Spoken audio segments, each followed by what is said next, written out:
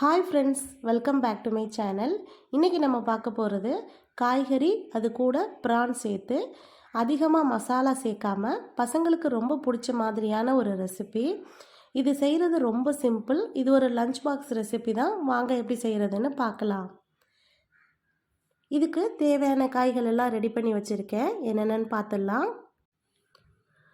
ஒரு தக்காளி, 2 பச்சை மிளகாய், 4 பூண்டு பல், 2 பீன்ஸு, கொஞ்சமாக குடமிளகா, 1 கேரட், பெரிய வெங்காயத்தில் பாதி மட்டும் நறுக்கி இந்த மாதிரி நீல வாக்கில் வச்சுக்கணும். இப்போ காயெல்லாம் ரெடியாக இருக்குது. ஒரு பாத்திரத்தில் குக்கர் தான் இன்றைக்கி செய்ய போகிறேன். குக்கரில் 2 ஸ்பூன் அளவுக்கு நெய், 1 ஸ்பூன் எண்ணெய் சேர்த்துருக்கேன்.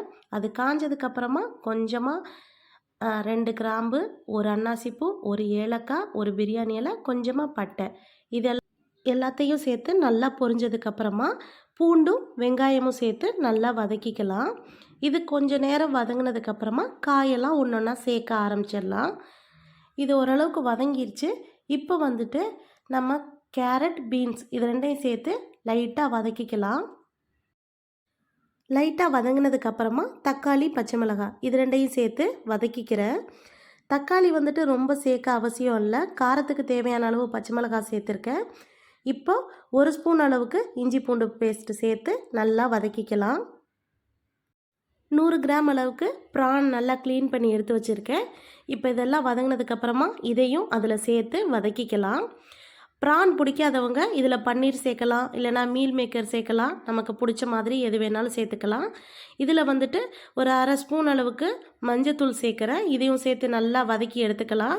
இதுக்கப்புறமா கொஞ்சமாக மல்லி இலை, நறுக்கி வச்சுருக்க குடமிளகாய் சேர்த்து அதையும் வதக்கிக்கிறேன். தேவையான அளவு உப்பு சேர்த்துருக்கேன். சேர்த்ததுக்கப்புறமா 1 டம்ளர் அரிசி எடுத்தோன்னா 1 டம்ளர் அளவுக்கு தேங்காய் பால் எடுத்துக்கணும். இதான் இந்த ரைஸ்க்கு ரொம்ப டேஸ்ட்டு கொடுக்கும். இப்போ சேர்த்ததுக்கப்புறமா அரிசி வந்துட்டு 1/2 மணி நேரம் ஊற வச்சுருக்கேன். 1 டம்ளர் அரிசி பாஸ்மதி அரிசிக்கு 1.25 அளவுக்கு தண்ணி சேர்க்கணும். அந்த கணக்கில் சேர்த்தாச்சு. சேர்த்ததுக்கப்புறமா அரிசியை தண்ணியை வடிச்சிட்டு இப்போது நம்ம இதில் சேர்த்துக்கலாம்.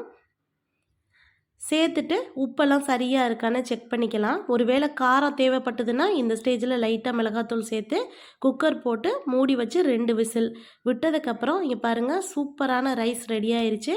நல்ல உதிரி உதிரியாக இருக்குது. மசாலா அதிகம் இல்லாமல் பசங்களுக்கு ரொம்ப பிடிக்கும். கண்டிப்பாக நீங்கள் ட்ரை பண்ணி பாருங்கள். ஆஃபீஸ் கோய்ஸ் கூட இதை எடுத்துகிட்டு போகலாம். இதை வந்துட்டு ரைத்தா கூட வச்சு சாப்பிட்டோம் அப்படின்னா ரொம்பவே அருமையாக இருக்கும். நீங்களும் கண்டிப்பாக இதை உங்கள் வீட்டில் ட்ரை பண்ணி பாருங்கள். பிடிச்சிருந்தா மறக்காமல் லைக் பண்ணுங்கள், ஷேர் பண்ணுங்கள், நம்ம சேனலுக்கு சப்ஸ்கிரைப் பண்ணுங்கள். பாய்.